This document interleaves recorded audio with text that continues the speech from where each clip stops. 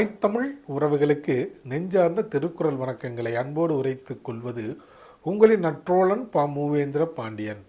இன்றைய பொழுதில் நாம் திருக்குறளில் 100வது அதிகாரமாக உள்ள பண்புடைமை என்ற அதிகார தலைப்பின் கீழ் அமையப்பெற்றுள்ள 993வது திருக்குறளை பற்றி அறியப் போகின்றோம்.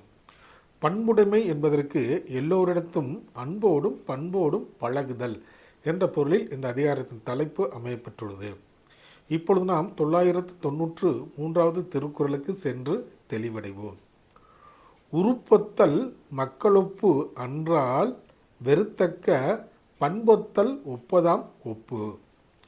உருப்பொத்தல் மக்களொப்பு அன்றால் வெறுத்தக்க பண்பொத்தல் ஒப்பதாம் ஒப்பு. இத்திருக்குறளுக்கான பொருள் என்னவென்பதை இப்போது நாம் அறிவோம். உருவத்தால் ஒத்திருப்பது ஒப்பாக கருதப்படாது, பண்பால் ஒத்திருப்பதே உண்மையான ஒப்பாக கருதப்படும் என்பது இத்திருக்குறளுக்கான பொருளாகும். மீண்டும் பொருள்: உருவத்தால் ஒத்திருப்பது ஒப்பாக கருதப்பட மாட்டாது, பண்பால் ஒத்திருப்பதே ஒப்பாக கருதப்படும் என்பது இத்திருக்குறளுக்கான பொருளாகும். ஆம் தோழர்களே, நாமும் பண்பால் பிறரோடு ஒத்திருப்போம். நன்றி, வணக்கம்.